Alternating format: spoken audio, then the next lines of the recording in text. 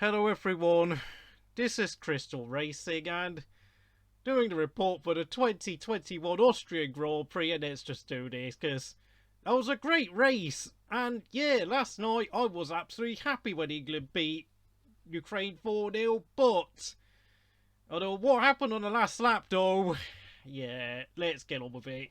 Max Verstappen gets 10 out of 10. Another fantastic drive. Yes, he was helped by Norris holding Hamilton up for the first 20 laps, but the fact of the matter is, he got the job done again. And at this point, the Red Bull have got the fastest car on the grid. This championship is his to lose. Second place, Valtteri Bottas, 8.5 out of 10. For a second weekend in a row, Bottas has driven pretty well. Very well, I've got to say. You know, P5 to P3 at Austrian Grand Prix, and now P5 to P2 at the second race at Austria. And today, he looked after the tyres well. Okay, he struggled a little bit in the first stint, but I think more than anything, he was looking after the tyres. But, gotta say, he did not make any mistakes, and, you know, he's beginning to recover his reputation. And I've got to say, very, very impressed, actually, by his race pace today. Very good. Third place, Lando Norris, 9 out of 10. Another great drive, although he was a bit aggressive, especially with Perez early on. Bit unnecessary to say the least, but having said that though, if he hadn't shoved Perez off the road, I don't think he would have finished on the podium, because that probably would have been Checo. But nonetheless, a great race by Lando. Fourth place, Lewis Hamilton, 6 out of 10.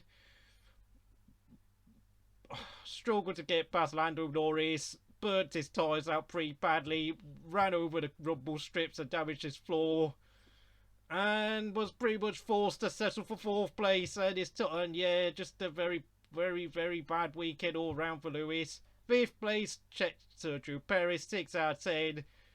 Got shoved off the road early on by Lando Norris. I mean, yeah, Lando shoved him out wide, didn't give him any room, but arguably Perez should have been a bit more careful. And Perez went and shoved Leclerc off the road later on. I got a blizzard 5-second penalty for that. So for me, very, very scrappy race from Perez.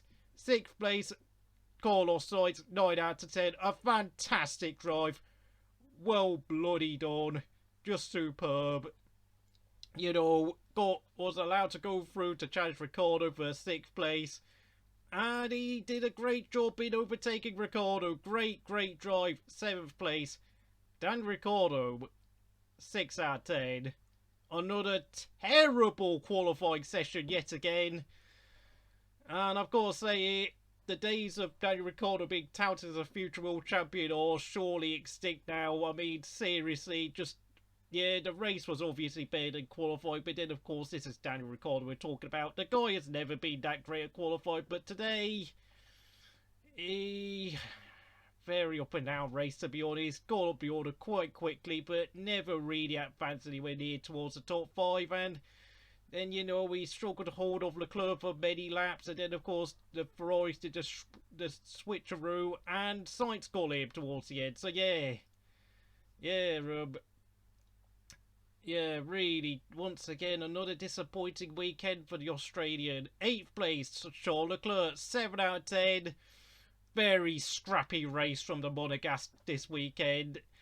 Got shoved off the road by Perez, failed to overtake Ricciardo, and then, of course, was forced to give way to Sainz. So, yeah, really bang out, really now beginning to struggle against Sainz. And, of course, Sainz is really now beginning to cause him quite a lot of headaches, because this is not great from Charles, of course. 9th place, Pierre Gasly, 8 out of 10. Another solid weekend, out-qualified Tsunoda, although Tsunoda was a lot quicker this weekend. But having said that, another solid performance from the Flying Frenchman. 10th place, Fernando Alonso, 8 out of 10. Incredibly unlucky to be blocked by Sebastian Vettel on his last qualifying lap yesterday, meaning he had to qualify 13th. But in the race, he put in a strong, steady drive, put in a great overtake. Actually, I'll give him 9 out of 10, to be honest, because let's be honest, the Alpine was struggling for pace for much of the race. He was struggling to overtake Kimi Räikkönen's Alfa Romeo, and I will get to Kimi later on.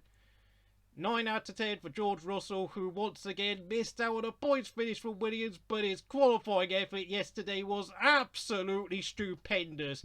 8th place in a Williams. I know some people get sick of hearing it, but he really is Super Saturday, Mr. Saturday. I'd call him Super Saturday Man, to be honest. But as it was, his tyres just couldn't keep it, were really wearing off towards the end, and Alonso got him, and of course there was some nice racing between those two. 12th place, Yuki Tsunoda, 6 out of 10, got a penalty, got 2 penalties for crossing the white line on the entry to the pit lane, and you know, yeah, he was pretty close to Gasly in qualifying, but his race was a bit scrappy, and yeah, 6 out of 10 is all I can give him. 13th place, Lance Stroll, 6 out of 10. Oh dear, Aston Martin, what on earth was your pit? What were you doing on your pit? In your well, what the hell was your pit strategy all about? I mean, you pitted Vettel and Stroll around that 15 and tried to get them to do a monster stint on a hard tyres. Like, I'm baffled. And of course, Lance Stroll got a penalty for track limits himself. So yeah, that just rubbed the salt in the wound. 14th place, Giovinazzi, 5 out of 10. Out-qualified Kimi yet again, but of course at this point it's pretty clear who's a faster driver in qualifying today right at this point at Alfa Romeo. But Giovinazzi was, well, you know, ended Ocon's race on lap 1. And then he had to do 2 pit stops. He also picked up a penalty. Yeah, and oh dear, and well, really, you never looked like being anywhere near close to scoring points. 15th place, Nicholas Latifi, 5 out of 10. There's nothing to say, to be honest. It's very clear now he's just an average, he's just a paid driver at this point. I like the bloke, but he's not that great a driver, that's all I can say.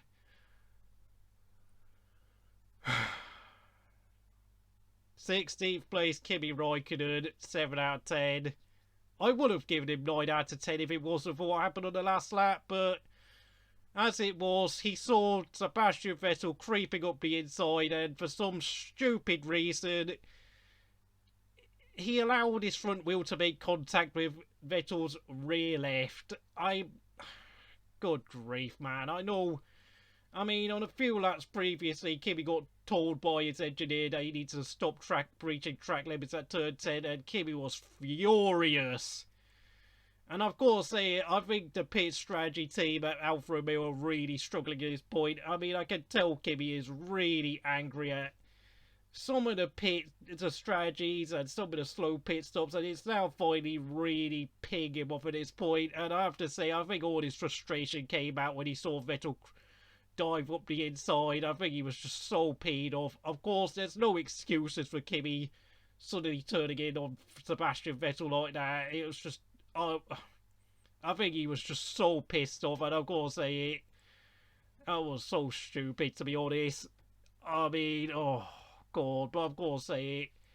You know, I think the number of times Kimi's been so close to scoring a point, but then not getting that point, it's just turning into a joke now. I mean, something, you know, yeah, his qualifying pace isn't good enough, but man, oh man, it's like catching fish when you try to score a point with Alfa Romeo. It's nearly impossible, but I've got to say it.